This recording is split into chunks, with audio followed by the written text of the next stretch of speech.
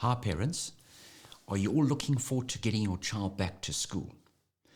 It's been a really stressful last couple of weeks, and in fact it's been quite a prolonged holiday. Kids at home, not being able to get out, do their sports, see their friends. So what I'd like to do is I'd like to discuss how can we prepare in a positive way to make the most of the rest of 2021.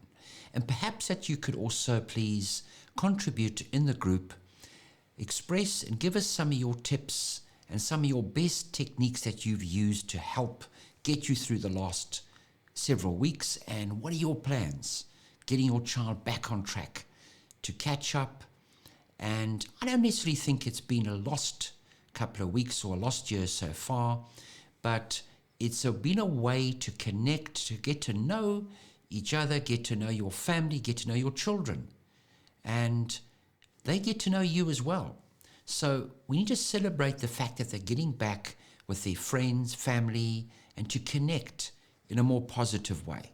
So I believe there are two broad categories that we need to look at. Things that you need to do as parents and things that you need to do with your children. And think about, the goals that you have maybe not met over the last 6 months.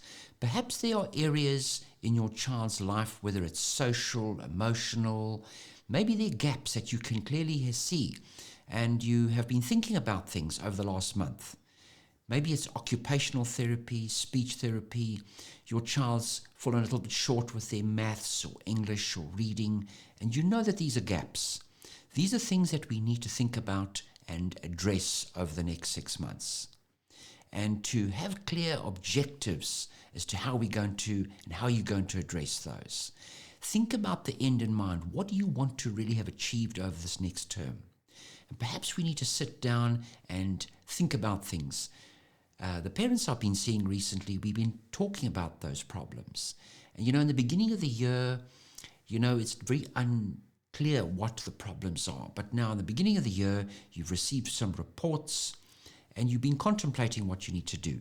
And this is the time to put those ideas and plans in action to make sure that we get the objectives met by the end of the year. And, your child probably needs your guidance. They're not able to think with foresight. They need your help. Even those older children in the senior primary and high school, it's been a very stressful and confusing year for them. So this is where we need to use all of our brain power and executive functions as a collective to really get back on track. And, make clear goals as to what therapy and perhaps even getting a tutor in. I found that very useful. Some parents have also commented on, parents are working from home. You don't always have the time. Sometimes that conflict with your child comes between you and your child. That relationship's compromised. Sometimes getting a tutor in if your child needs that extra help. Sometimes somebody who's dynamic, got the energy, and can really save you a lot of time and also benefit your child. So those are things maybe to think about if your child needs that extra help. Another thing that has happened is a lot of children haven't seen their doctors, particularly those children with ADHD who are on medication. They need to have their weight, their height, their head size, their blood pressure, and a health check to make sure that everything's on track. Seen lots of children in their home environment, spending a lot more times in home, in their bedrooms, with cats, dogs, allergies, a lot of health issues, sleeping problems, lots of screen exposure, unfortunately, not enough physical activity outside. So it's been quite a mix of a lot of different factors in play. And unfortunately, a lot of parents have not been able to get their medications, particularly during the riots. And it's important to get yourself back on track, make sure that your child's back on their medication to extract, to maximize their focus. We don't want them to arrive at school but not their brains. We want them to be focused, to really benefit from the experience back at school, to extract, to concentrate, to focus, to get back on track. The other thing that I've been chatting to some parents, they've had some useful tools that they've used to help with work. And maybe you can also share some of those online resources that are useful with children to build skills and also have fun with your child. What I've also found is, children find that certain subjects are boring. I mean, maths and certain learning subjects. But if you, as a set of adults and family, and with the kids, get down, research, look up things, talk about it. When you put a lot of effort and you kind of connect, it can make things so much more interesting for your child. You've got to just think also to have fun. And, you can get your kids to put on plays at home. They can write scripts. They can assist with the cooking.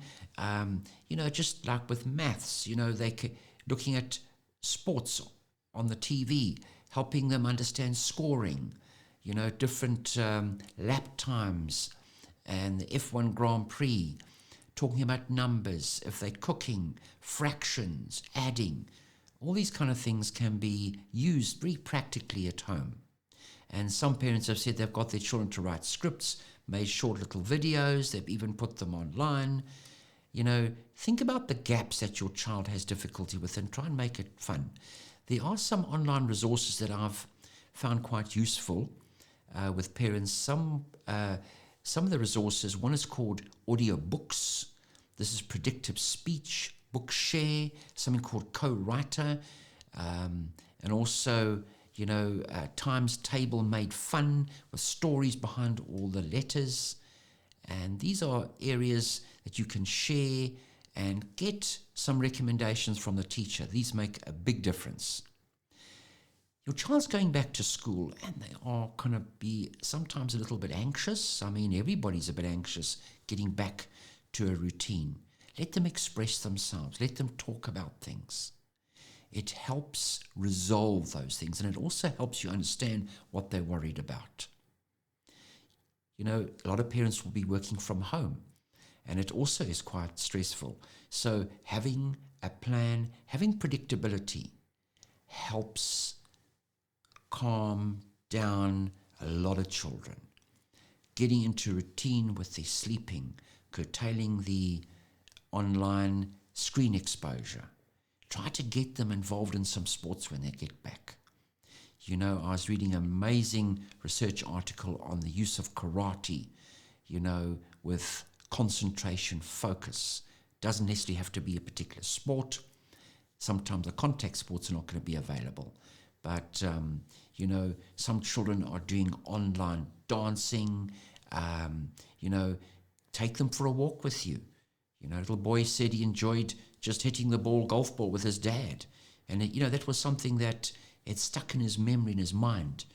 So, I don't believe necessarily the last couple of months have been lost. I think there have been connections. I've seen a closeness between parents. Parents that have been abroad have come back home in a protective way, concerned. And it's amazing when people pull together. And I think what I have learnt over the last couple of weeks is the sense of community, how people have realized that we need to rely on each other. We're not islands. We're not silos that are these separate families functioning independently. And we now need to know that both as a school community, as a medical community, we need to interact, share our different techniques. And I'll be very interested from you to please give some feedback as to what you think are the most useful things that you've learnt over the last couple of months.